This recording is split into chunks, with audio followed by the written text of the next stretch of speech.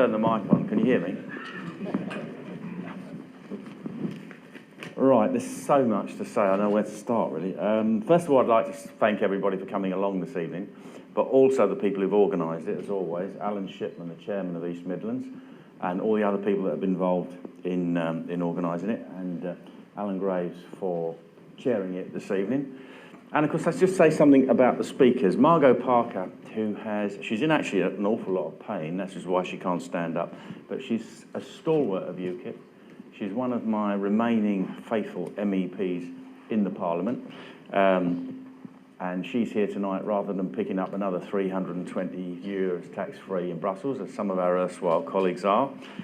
So thank you, Margot, for coming along. And of course, not to forget her right-hand man, Fred. And I hear lots about Fred in Brussels and Strasbourg. But don't worry, Margot, I won't tell him what you said. But Fred supports her absolutely in what she does, and I'm very grateful to them and to the other MEPs that have stuck by UKIP. And of course, we've had some great speakers tonight with Alan Craig, who's described the world of insanity that we now live in modern Britain. Is it not working?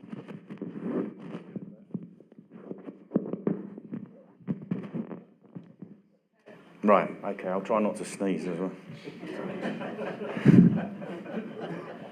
You know, Alan has described this. I mean, you live in a mad world now. You've got to laugh, haven't you, really, at the things that go on. And of course, Carl Benjamin, I was interested in what you were saying there, Carl, about this idea that you can't define groups by the most extreme elements of the group.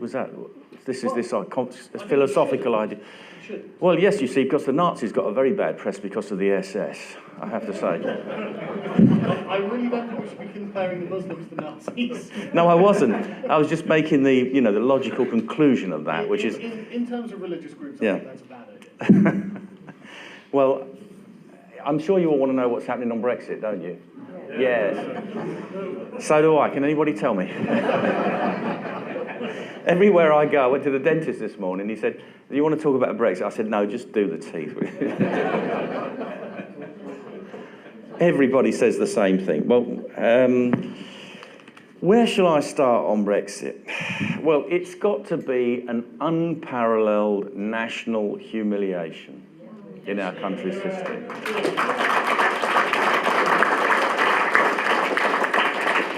And not only that, it's an international humiliation.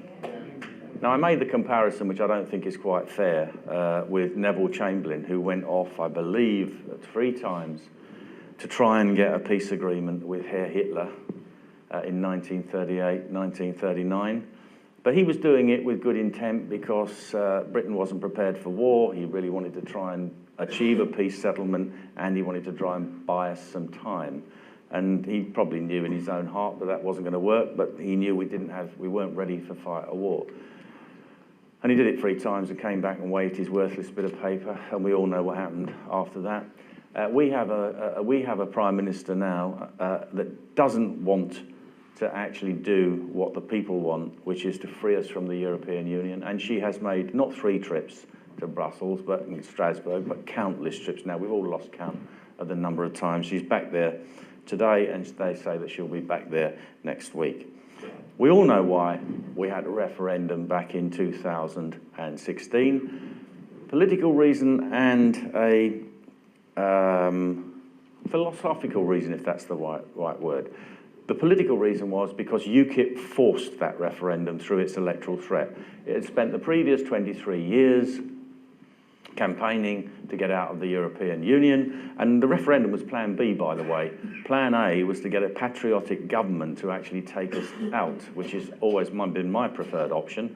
But Plan B was, if we couldn't get that, would force the government to have a referendum. And of course, the electoral threat that we posed eventually, through countless elections, local elections, by-elections, general elections, David Cameron was forced to promise the referendum, and he gave the referendum.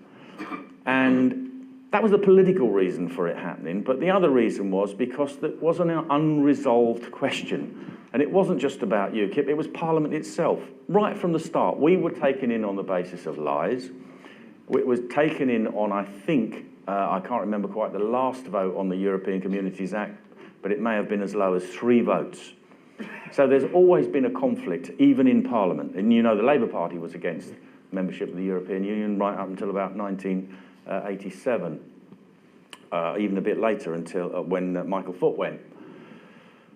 So there was an unresolved question about, is it a good idea, is it a bad idea, should we be in or should we be out? And it's torn the Tory party apart. It's also got many adherents in the Labour Party who want to leave. I've sat on a platform with a Labour MP who said exactly the same things that UKIP says about why we shouldn't be in the European Union. I was watching the TV yesterday. There was a young chap who's obviously solid Marxist from Momentum in the Labour Party saying exactly the same arguments why we should get out, because it's not democratic. I'm not sure that the Marxists really care about that, but anyway, it's not democratic. We can't implement the laws that we want to implement while we're members.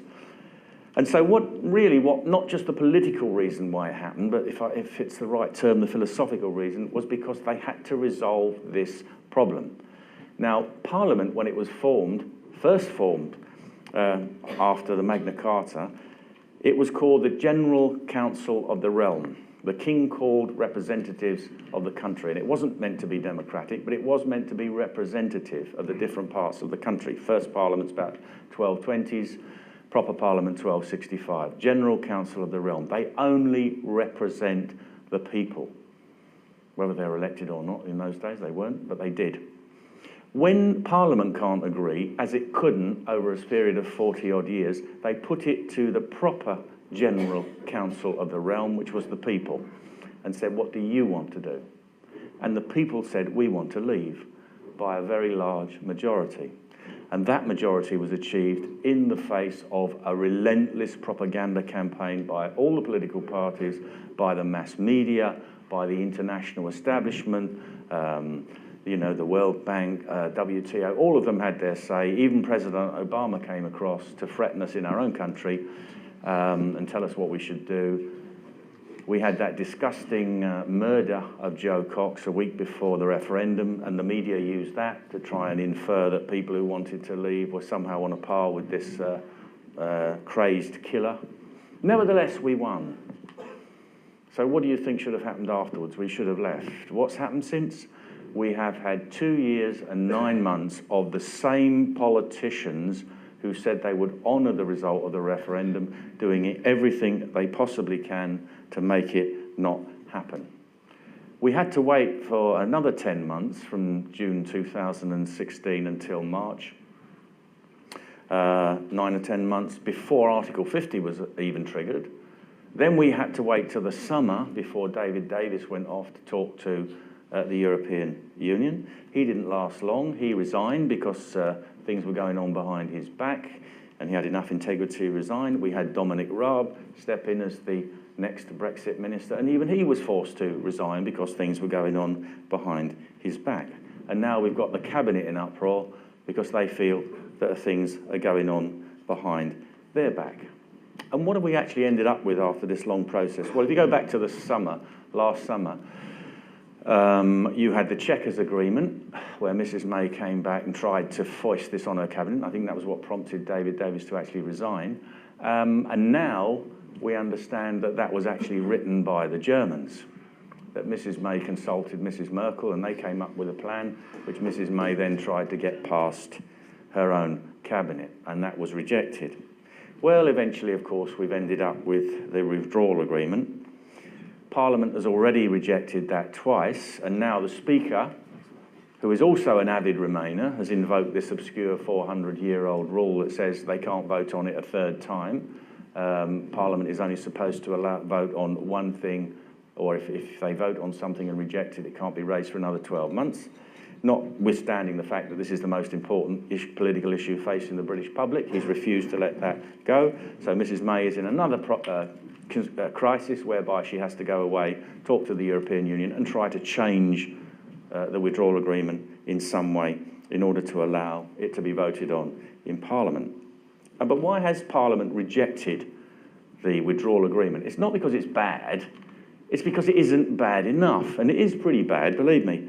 But it isn't bad enough for Parliament because they don't want to leave. So it's been kicked back yet again. Poor old Mrs May has to run back to Brussels to try and get them to give a further concession. Now, I haven't been able to catch up with the news tonight. I was watching it in my room before I came down. But as I understand it, her request for an extension to Article 50 till the 30th of June has been rejected. She's now got a deferral of Article 50 until the 22nd of May, the day before the European elections. And if Parliament rejects her deal yet again, then there will be a longer extension to Article 50, but that will mean that we have to take part in the European elections on the 23rd of May.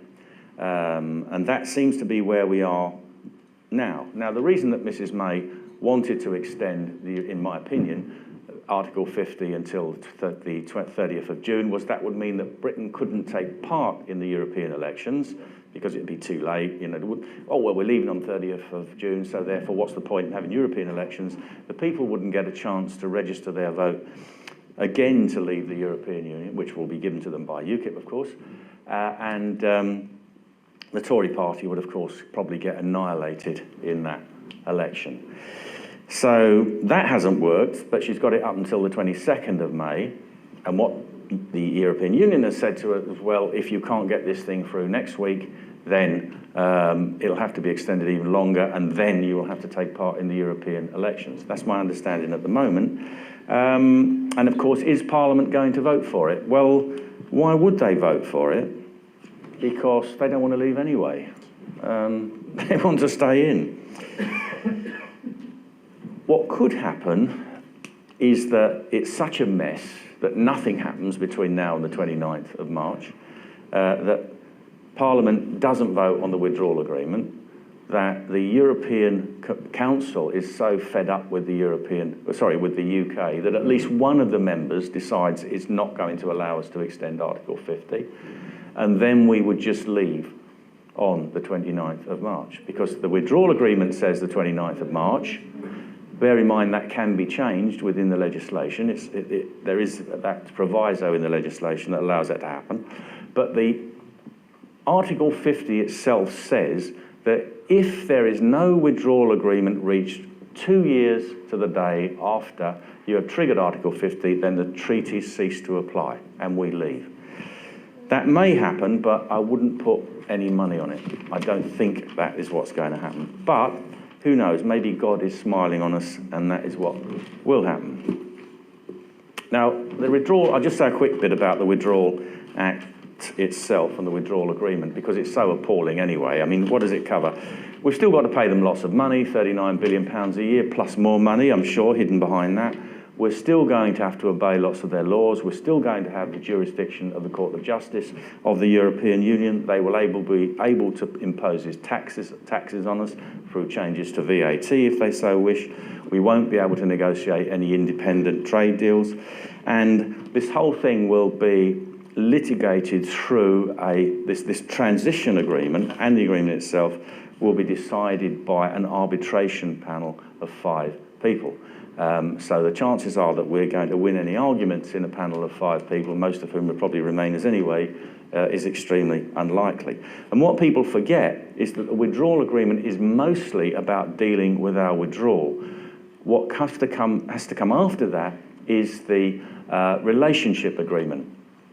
And that is largely covered in something called the Political Declaration, which is a long list of things that the EU expects and wants us to do in our relationship with them after we've left. And if you look at that, then you might as well have not left anyway, because you are committed to so many things that the European Union wants. So all in all, the whole thing is a disaster. Now, if you really wanted to leave the European Union, what would you have done? Well, they say that the leavers, didn't have a plan. Well, yes, they did, because I wrote one. Now, I don't claim to be a great political genius, but I do have a certain knack of seeing where things are going to go under certain circumstances. And I thought to myself, back in 2014, when David Cameron was proposing a referendum, what would happen if there was a referendum and the Leave side won? Knowing the Tory government, which I absolutely distrust to the core, knowing the European Union, where I've worked for the last nearly 15 years, what would happen? If there was a referendum and Leave won, they would do everything they possibly could to delay the whole process, to impede the whole process, and then finally to overturn the verdict of the referendum. And where are we now, ladies and gentlemen? I think we're at the overturning phase, aren't we? We're pretty much moved into that. We're pretty much there. You've seen all the other things have happened. And one of the things I predicted in that little book was that when we got to this stage, they would kick the can down the road far enough until the next general election, when you would have, I predict, I hope I'm wrong, if we don't leave, if Article 50 is extended long enough, you'll have a general election and you will have a Conservative Party led by somebody else. You will have the Labour Party saying, well, you know, it was all a big mistake, we shouldn't have left, so we're going to stay in. Or if we've left in name only, that we rejoin. Has this been a total conspiracy or complete and utter incompetence? I don't know, and I don't think we'll really find out till the 28th of March. I think this whole thing will drag on until the day before we're supposed to leave. So, what would you have done if you really wanted to leave the European Union? Well, in my little book I described it. I then expanded that into a plan.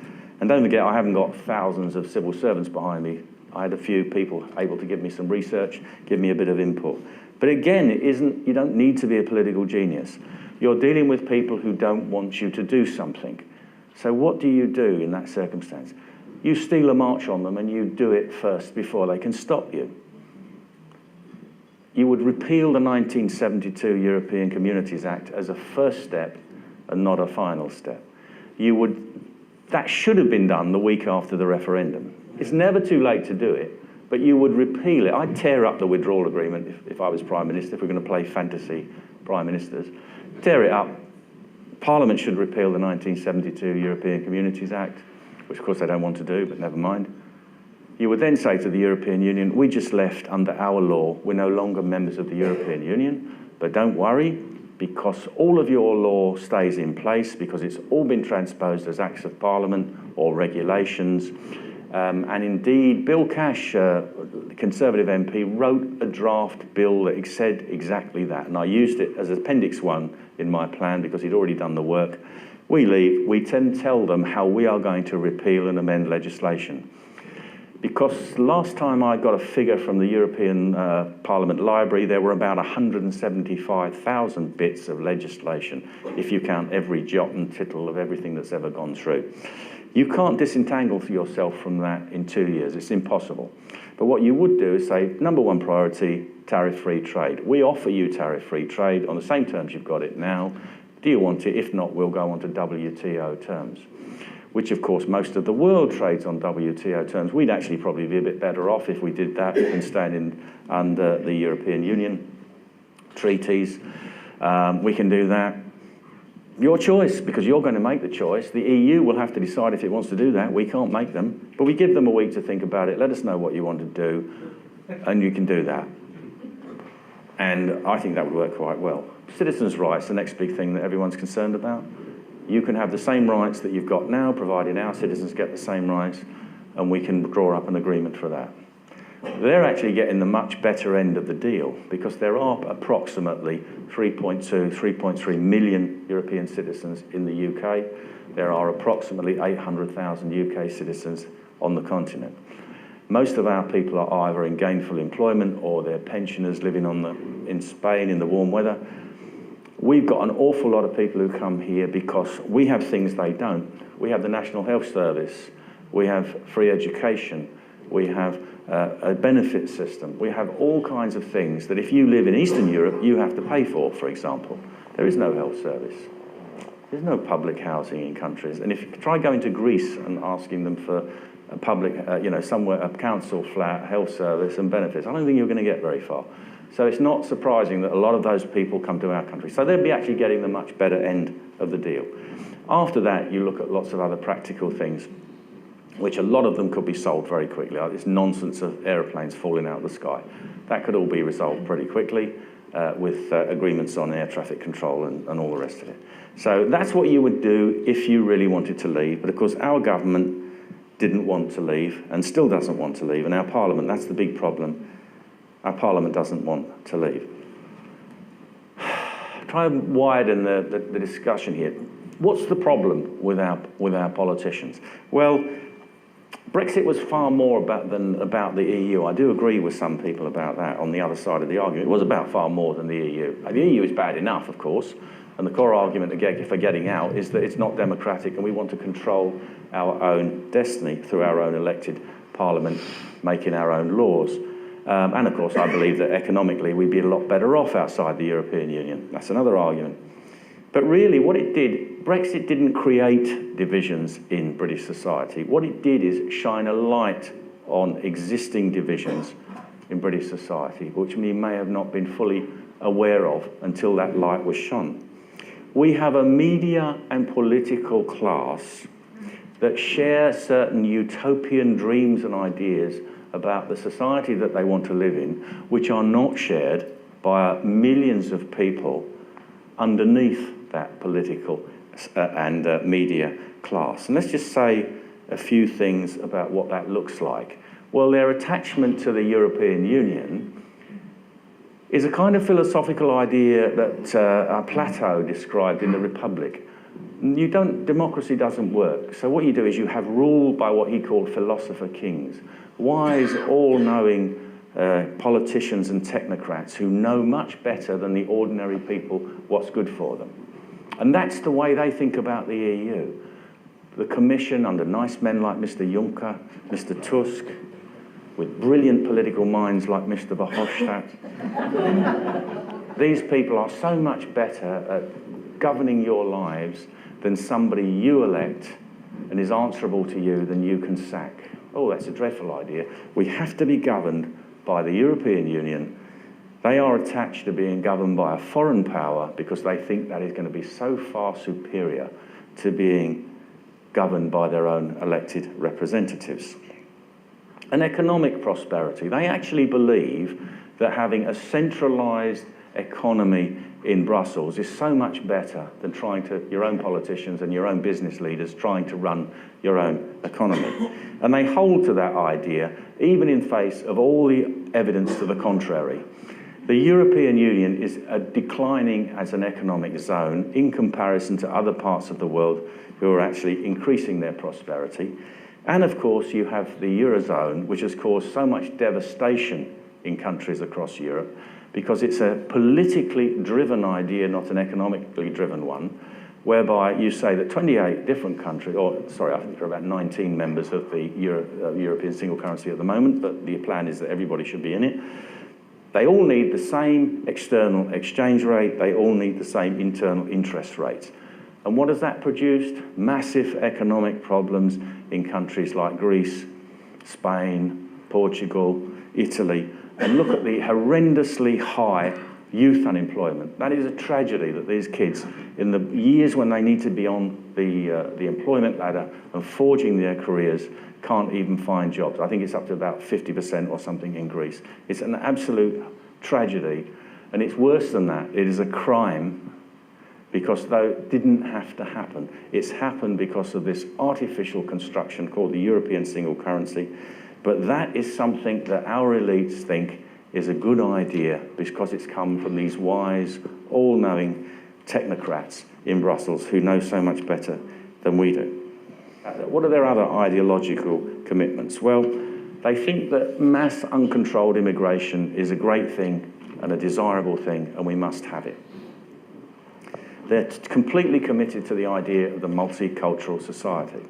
Now, let me explain this first of all, because I've written a lot about this when I was immigration spokesman. UKIP and I are not opposed to immigration. I married one 31 years ago.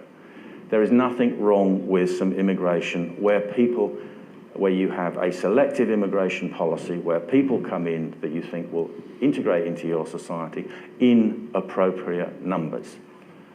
And then people meld together, they get on with each other. There is nothing wrong with people enjoying their cultural differences privately. If I went to a Hindu wedding recently, or not recently, it was a few years ago now, thoroughly enjoyed it, never been to one before, thought it was a great experience.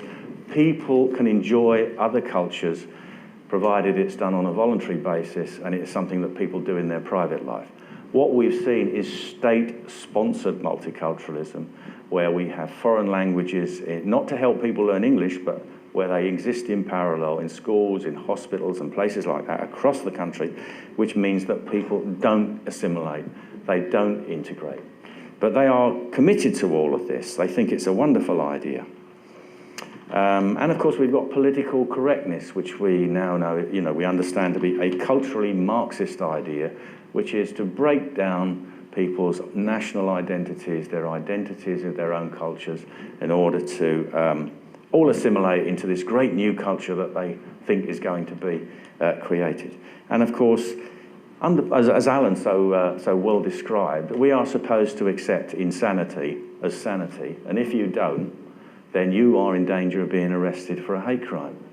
But of course I don't hate anybody. We have nothing against, I certainly don't, and most of I'm sure 99.9% of the people in UKIP don't have anything against people who are gay or lesbian or bisexual or anything else.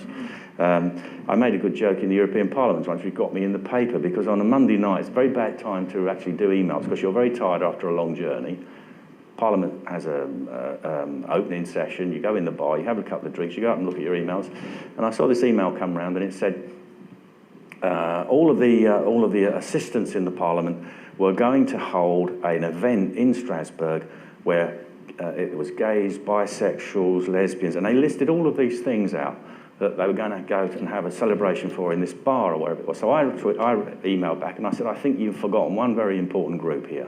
The trisexuals, try anything sexual. It got me in the paper. Some people wrote back and were angry about it. I said, what's the matter? Haven't you got a sense of humour?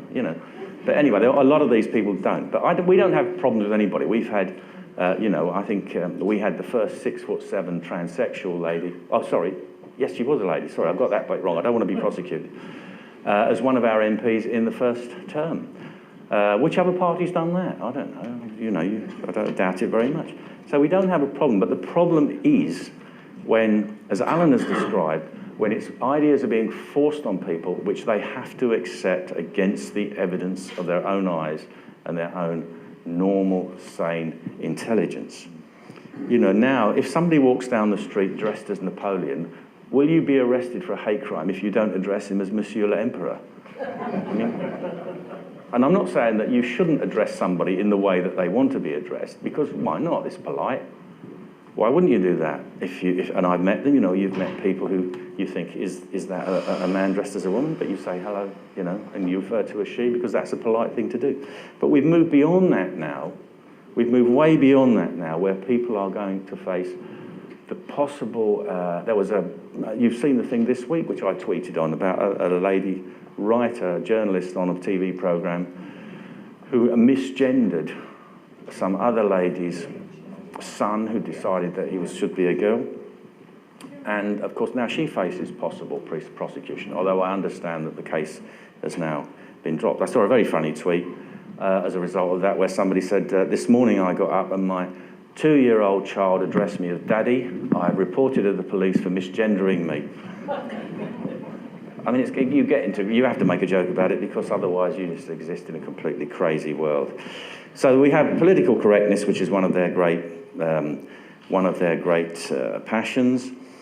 And George, and of course we have, as I've said already, we have multiculturalism, which has engendered all types of problems. But I think the last thing and the least understandable from these people is their devotion to the Islamisation of society. Because the things that literalist and fundamentalist Islam stands for are completely inimical to what the great liberal left-wing elites in the media and in politics actually stand for. They will be the first people to suffer if they had to live in a literalist Islamic society. And yet they embrace it. They can't embrace it quickly enough or hard enough. And anyone who actually says, hang on a minute, I don't think these things are a good idea, is labelled as right-wing or far-right or a Nazi, and a racist, of course. If you have a view about mass immigration and you don't think it's a good idea, you are a racist. Actually, being black doesn't help you, by the way, because we have had candidates gone out for UKIP who have actually been called racists, even though they are obviously from countries like Bengal or Pakistan or wherever. Yes, believe it or not, we have had, and we do have candidates like that, and they get called racist. It's insanity. They've just got a view about the appropriateness of immigration and the numbers. But I think the Islamification thing is one of the most serious threats we face in this country, because again, as Carl was describing now, it isn't a race, it's an ideology. And I've got well, I haven't got into trouble because I don't care. I say what I think and people question me and I defend myself. It's not about people's race, because you can be a follower of Islam, whatever colour you are, whatever race you are. It's about the ideology. And it isn't like other religions. It is militant, and it does teach violence and opposition to other people who want to submit to those beliefs, and that's in their operating manual, the Quran. Other religions are not on a par with Islam. If conflicts exist between them, it's because of the failings of individual people. It's not because that's what their holy books tell them that they should do. So what can we do about it all? Well, most people now find it hard to stand up against this oppression, and I understand why, because I meet them. People's jobs are at threat, their careers are at threat, their businesses can suffer if they are seen to be in favour of, for example, just supporting UKIP, let alone saying that immigration could be controlled, or we don't think that allowing vast numbers of people could come in from Islamic countries who want to propagate their religion in our country is a good idea. They are under threat. And one of the most extreme examples of that is somebody you all have heard of called Tommy Robinson, who I've got into trouble for actually adopting as one of my advisors. I've got lots of advisors on lots of different subjects. He's one of them. He gets the most publicity. Now, if you actually look what happened in his life, it's quite frightening. I mean, I'm going to say this, I don't know whether he minds me saying it or not, but he's told me this story very recently, is that he has people coming to his house, threatening him, threatening his wife, threatening his children. And he goes to the police and they say there is a very real threat against you in the house you're living in. You have to move. You have to get out. And he says, well, I haven't got anywhere else to live. And they say, we can't protect your children. And then the social services ring up and say, if you leave the children in the house, we'll take them away. That's like Nazi Germany. That's like Soviet Russia.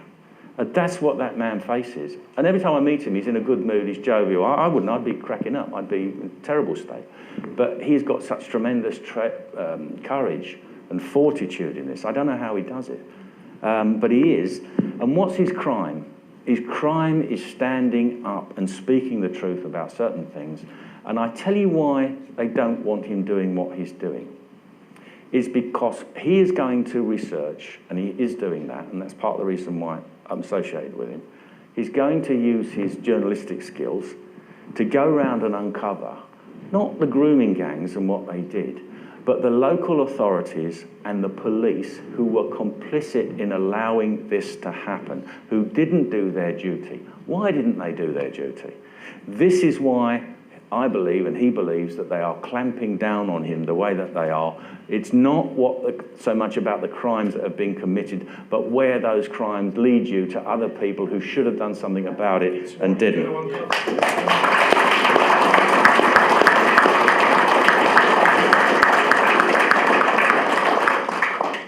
Right, so what do we do about it? We still live in a democracy, nominally, anyway, even if not in much reality these days. The only weapon that we have is the ballot box. We have to get rid of the political class that we've got and replace them with something else. Now, Alan was very, very generous about what's happened in UKIP over the last 13 months. I took it on, it was about to go down the tube, it was finished.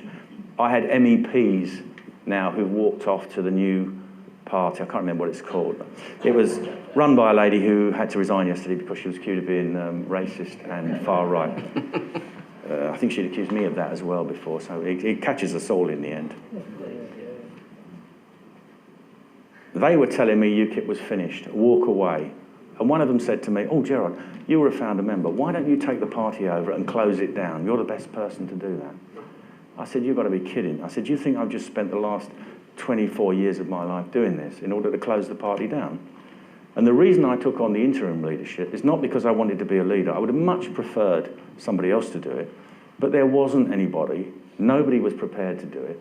And I said, I can't get up in the morning and look in the mirror and know that I'm getting a good living out of being a UKIP MEP while I let the party disappear. So I stood up and did it, and for the first few months I didn't know whether we could save it or not. And it wasn't me, it was the people that work with me. I've got Liz sitting back there, who came in and volunteered.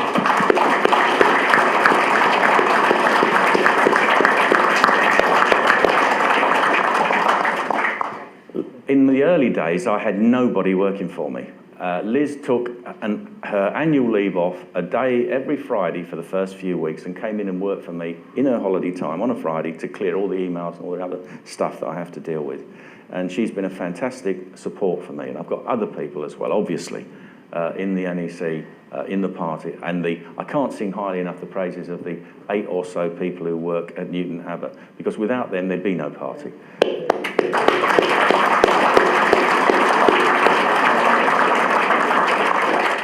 They're the ones that do the daily running. Anyway, I wasn't sure whether we could save the party or not. I asked for the money came in. Probably the worst day I've had so far, when I was sitting in my office and opened a letter, and it was a legal bill for £175,000 that the party had managed to get himself liable for in a libel case. But anyway, we found a way of paying it. I had a chairman, Tony McIntyre, who helped. We had a treasurer then, Seb Fairweather, who was a great help in doing that. And we got over those humps, and the difficult part was to rebuild the party politically. I had help from a lady who really gave me a lot of help in this, and her name is Theresa May. And back at last summer, when she came back with her Chequers agreement, I'd managed to get the finances round a bit. How are we going to get the membership up? And then she gave me this real leg up with that, and the membership started to go up, and it's been going up ever since. It went down to a low point of about 17,000. It's now up to about 28,000, which is much, much better. It's produced an income now which we can actually function on as a party. The big problem is raising money for elections, and I'll come on to that in a minute. The only way we can change things is to get rid of our political class and replace them with something else. How do we do that? You fight elections. UKIP has to become an electoral threat again. That's the difficult part, believe me. Raising money, raising members, that's easy compared to getting votes in elections. But our polling is going up. It went down to 1 or 2% under our previous leader. It's now back up to an average of 7 or 8%, depending which poll you read. It's probably a bit above that. A poll last week for the European elections put us on 17%. Well, that's not bad considering what we've had to recover from. Absolutely. Our big test is we've got a couple of big tests coming along. One is the Newport West by-election in Wales, where Neil Hamilton has kindly stood up to be the candidate. We have to get that percentage up over 7 or 8% to prove that we're an electoral threat. Then we've got the local council elections on the 2nd of May. We have to get the percentage up there, and we have to win some seats. Easier to do than in a council election than in a parliamentary election, but we need to win some seats. And if there is a European election, and it's still quite possible, then we have to come in and win that. We have to be top of the poll, as we were last time in 2014, because that is a proportional representation system. People know they get what they vote for, and that's why they voted UKIP in big numbers last time, because they wanted to leave the European Union. And now we have 17.4 million voters who've been thwarted, and even more, I think, because a lot of people voted to remain because of Project Fear, and I think there's a lot more votes out there to get. People who think like us, and I think now the kind of political world is divided into, somebody once said the world is divided into 2 different lots of people. Those who think there are 2 different lots of people and those who don't. That was a subtle joke, which obviously was too subtle. But I think my view is that the world is now kind of divided into two different lots of people politically. It's the extreme left wing and the politically correct brigade, and the same people. And the same people don't all have to belong to the same political party, but they are people who say, hang on a minute, that isn't so. The evidence of my eyes and my own intelligence tells me there's something different. They are not propagandized. They've not been brainwashed. And you so nicked that quote. I think it was you, Carl, didn't you? Because I was going to quote that. As George Orwell said, in times of universal deceit, to telling the truth is a revolutionary act, and you need to be revolutionaries. Just by standing up in what little way you can, even if that means just putting a cross on a ballot paper when you get the chance, or voicing your opinion if you feel able to do that. Now, I said we need to get rid of the political class. One of our policies, which I really want to push hard now as we go forward, the way out of the impasse that we've got with the Brexit situation is a general election. But there would be no point having a general election under the first past the post system, because all you'd end up with is the same Labour and Tory MPs elected on a minority of the vote. Some of them can get in on 35% of the vote. You know, I can't remember, it was a few years ago, but I think it wasn't the last election, but the one before. The Electoral Reform Society did all the figures, and 65% of votes don't elect anybody. Because I'm sure many of you sit in constituencies where you've got somebody who elected on 40% of the vote, 60% of the vote went for parties that never won anything. We have got to push proportional representation.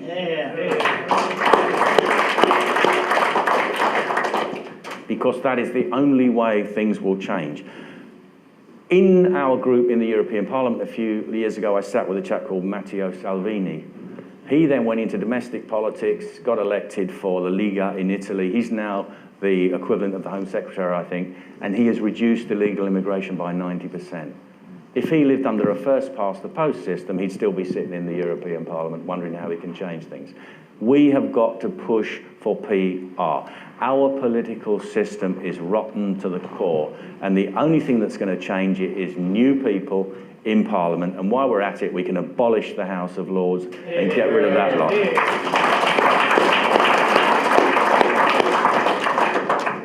And replace it with an elected amending chamber, and a chamber elected on a form of PR.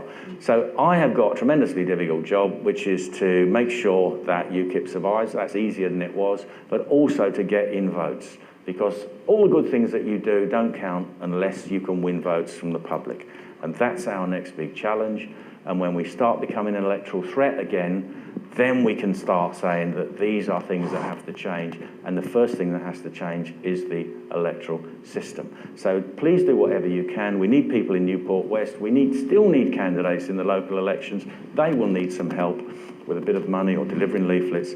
If the European elections come, well, we're going to need good candidates. We're all going off to rugby for 2 days on Saturday and Sunday in order to have a selection process, because we have to work on the basis that we are going to have European elections and select the candidates and have them ready. Oh, and by the way, if there is a European election, I need another £500,000 to fight it. And I've got a couple of weeks to raise that. So on the way out, please put some money in a bucket and let's make a good start. Thank you.